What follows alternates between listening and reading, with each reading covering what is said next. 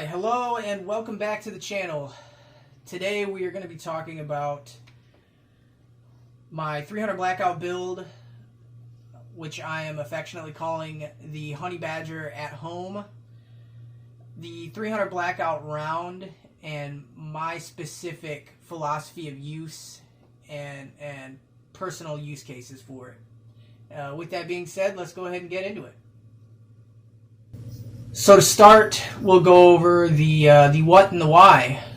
So the reason I decided to build a compact 300 Blackout weapon tool is because I wanted something that was compact, versatile, and hard hitting. Something that is 300 yards and in, which is honestly a realistic range, and something that mimicked what the Honey Badgers did. And you might think, well, why not just purchase the 300 Blackout Honey Badger from Q? Well, I didn't want the clear anodizing from the Honey Badger. While I think it looks good, it's just something that I wasn't looking to get into. I also, for bigger reasons, didn't want to spend Q money on it. I also really like the build I have here. It has more parts commonality with an AR than it does the Honey Badger. And I feel like I have more versatility with it. We can go over the build list. So the upper receiver is a Voltor MUR, the modular upper receiver. It has a Lantac EBCG. By the way, that BCG absolutely fucking rocks. I've had it in multiple weapons of mine. It's a little heavier than a mil-spec bolt carrier group, but if you run suppressors and they tend to be overgassed, that bolt carrier group is definitely going to do you a solid. Running the Q Honey Badger 7-inch 1-in-5 twist stainless barrel. Super good barrel. Alright, let's see what our ejection is. Really reliable gassing system. It does have an adjustable gas block, which does come in handy, but I've got it just a tinge on the overgas side. But super happy with that. We do have the Q Honey Badger handguard. I like it. I don't like, again, the clear anodizing on it. I went with it because I went with the Q barrel. But it's super slick. Like, as you can see, I have grip panels all over it because it doesn't feel like you can get a really good purchase on it. I do have the Radian SD charging handle. Great charging handle if you're going to run a gasser suppressed. It keeps the gases from spitting back into your eyeballs, which, if you don't like burning eyeballs, is a good thing. On top of the handguard, we've got a B.E. Myers Mall C1 Plus review coming out on that very soon as well. In my opinion, it's the best civilian laser out there. Like the D-Ball D2 from a previous review. As you know, I'm a big fan of the D2, but I feel like the C1 Plus goes a step above that. So it would be D-Ball D2 in second and the C1 Plus running for first. Off to the side, we have an Arasaka Malkoff weapon mounted light. It is the Malkoff E2XTL head, I think that's how it's pronounced. And it is attached to the handguard using an Arasaka inline mount. The lower receiver is a Radian ADAC lower receiver. I don't know if you've seen clips from my other videos, but I absolutely love the Radian ADAC lowers. It aids really well in weapon clearing for malfunctions. It has the Radian Talon safety. I do have it on 45 degree throw. Running a Geissele trigger. I think it's the G2 something. It's just a simple Geisley trigger. I like them. They not too light, not too heavy. It's a 2-stage trigger. The grip is a BCM grip. I think it's the Mod 2. Again, it's a BCM grip. That's what I know. And as far as on the back end of the gun, the butt, we are running a Deadfoot Arms SCW. That thing is awesome. Just right out the gate, I like the buffer system that's used in it. It's buttery smooth. So moving on to my philosophy of use on this particular tool. 3 rounds. I've been in the prepping and preparedness community and space for over a decade now, and it has helped shape my firearms hobby.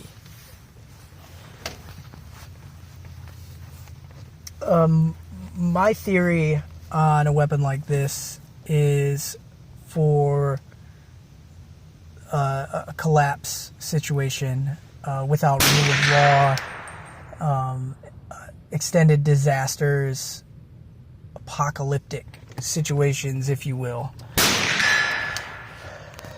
In my opinion, when it comes to scenarios such as that, where there is civil unrest, riots, and lawlessness, having something that is concealable, small, and quiet is going to be way more effective than a 14.5 5.56 would be.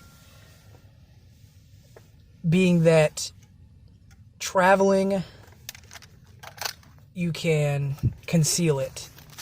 You can have it in a rapid deployment bag and still have access to your concealed carry pistol at the ready, but have that force multiplier and being able to deploy it quickly without looking like a target, without looking like a problem.